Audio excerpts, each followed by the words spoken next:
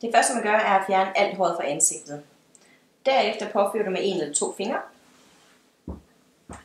masken i et tyndt lag.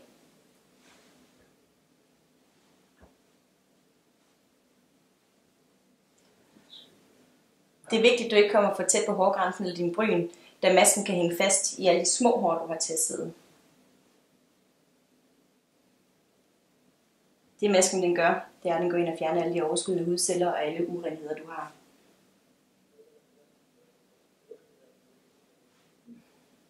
Det er vigtigt, at du ikke kommer for tæt på øjnene, da du har enormt tynd hud.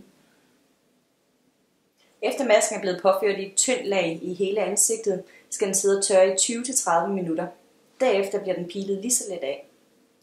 Så er der gået næsten en halv time, og vi er klar til at hive masken af.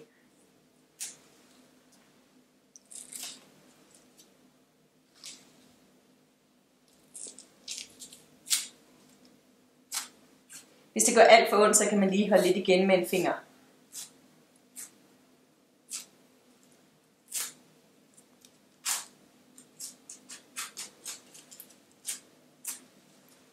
Efter vi har pilet masken af, har vi renset huden for overskydende maske, og derefter er det vigtigt at påføre en god fugtighedscreme.